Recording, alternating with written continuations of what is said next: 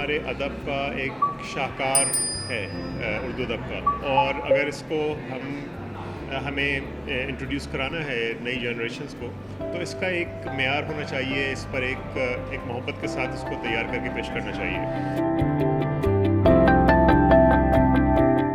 میرا نام مشرف علی فاروقی ہے، میں ادیب اور مترجم ہوں، اور اس کے علاوہ کتاب پبلشنگ ہاؤس کا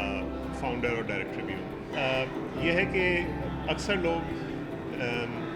آج طلسم و شعبہ کے نام سے واقف نہیں ہیں۔ طلسم و شعبہ میں کوئی بھی صفحہ ایسا نہیں ہے جو دلچسپی سے خالی ہو، لیکن اس میں امر عیار کی عیارییں اور اس کے جو باقی 4 دوسرے عیار ہیں ان کے قصے، پھر عیارنیاں ہیں یعنی خواتین عیار، ان کی بڑی دلچسپ قصے کہانی ہے۔ میں نے سوچا کہ طلسم و شعبہ جو اس کا سب سے زیادہ رنگا رنگ اور سب سے زیادہ دلچسپ حصہ ہے، اس کو نئے سرے سے اردو کے اندر ایک ایڈیٹڈ ورژن کے اندر انٹروڈیوس کیا جائے، تاکہ جو ماڈرن ہمارے پڑھنے والے ہیں ان کو یہ پرانا متن پڑھنے میں آسانی ہو۔ اس کے اندر کافی چیزیں ہوئی ہیں، جس طرح آپ دیکھ سکیں گے کتاب کے اندر کہ اس کو نئے سرے سے پورا ٹیکسٹ اس کا مرتب کیا گیا ہے، اس کے جو مشکل الفاظ ہیں ان کے معنی لکھے گئے ہیں، فارسی اشعار کے تراجم اس میں شامل ہیں، اور جو پنکچویشن جسے آپ کہتے ہیں وہ اس میں شامل ہیں، اعراب اس میں شامل ہے۔ تو یہ کافی محنت کے بعد یہ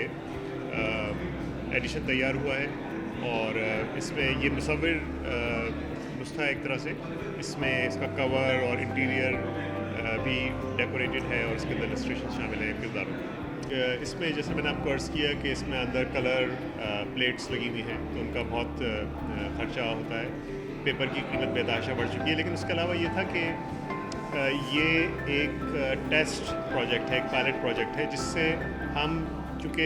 آگے اس کی 23 مزید جلدیں آنی ہیں، 24 جلدوں کا پروجیکٹ ہے، تو اس کی فنڈنگ کہاں سے آئے گی؟ اسی سے آئے گی کہ اسی کو بیچ کر یہ کتابیں بڑھیں آگے، اور ان کے ذریعے کچھ مزید پیسے آئیں تاکہ آگے کی جلدوں کے لیے تیاری ہو سکے۔ تو یہ وجہ تھی۔ اگر اس چیز کو ریوائیو کرنا ہے تو اس کو آپ کو ایکسیسیبل بنانا ہے ماڈرن ریڈر کے لیے، اور اگر ہم پرانی چیز کو صرف نقل کر کے اس طرح چھاپ دیں گے اسی کا عکس لے کر، تو اس سے وہ چیز، وہ جو منصوبہ ہے وہ پورا نہیں ہو سکے گا کہ ایک جدید قاری جو ہے وہ اس کو آسانی کے ساتھ پڑھ سکے۔